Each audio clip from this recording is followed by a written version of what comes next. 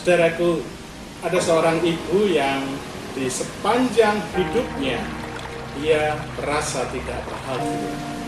Setiap hari dia terus saja dipenuhi dengan rasa khawatir, sekaligus hidupnya terus dipenuhi dengan keluh kesah. Mengapa, saudaraku? Ternyata karena dia memiliki 2 orang anak, dan kedua orang anaknya ini adalah pengusaha yang sukses sebenarnya. Nah, anak yang pertama adalah pengusaha payung, sedangkan anak yang kedua adalah pengusaha kerupuk. Maka saudaraku, ketika musim kemarau tiba, ibu ini terus khawatir terhadap anaknya yang sulung, si pengusaha payung itu. Aduh, Tuhan, bagaimana ini? Anakku usahanya tentu akan jadi lesu karena musim saat ini adalah musim kemarau. Aduh, bagaimana ini Tuhan? Bagaimana nasib anak sulungku? Lalu setelah musim kemarau berganti menjadi musim penghujan, dia kembali berkeluh kesah. Dia kembali memiliki kekhawatiran, dan kali ini dia khawatir terhadap anaknya yang nomor 2 atau anaknya yang bungsu, si pengusaha kerupuk. Tuhan, bagaimana ini nasib anakku yang bungsu? Dia ini pengusaha kerupuk. Kalau musim hujan begini, bagaimana dengan usahanya? Dia tidak bisa menjemur kerupuk-kerupuk usahanya itu.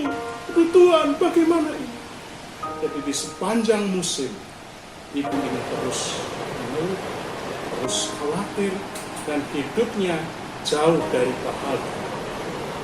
Nah, saudaraku, ibu ini suatu hari sudah merasa tidak kuat.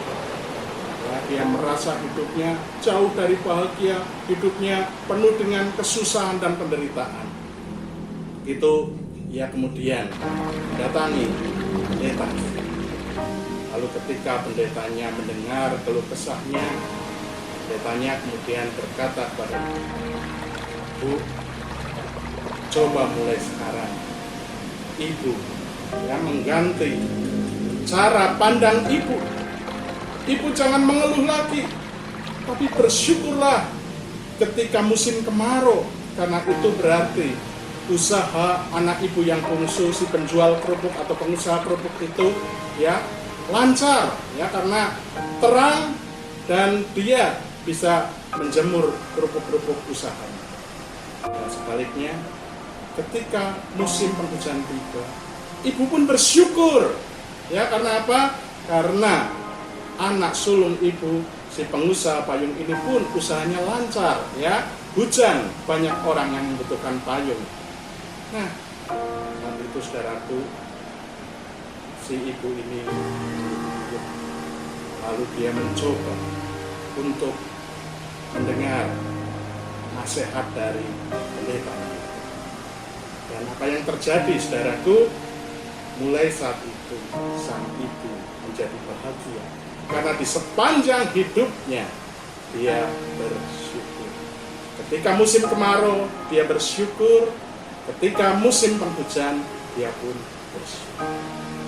Nah, saudaraku, itulah sebenarnya kunci dari kebahagiaan, yaitu kita terus bersyukur. Jauhkan dari keluh kesah, jauhkan dari kekhawatiran-kekhawatiran, apalagi kekhawatiran-kekhawatiran yang belum mesti terjadi. Mari saudaraku, seperti yang dikatakan oleh Rasul Paulus, kita harus bisa mencukupkan diri.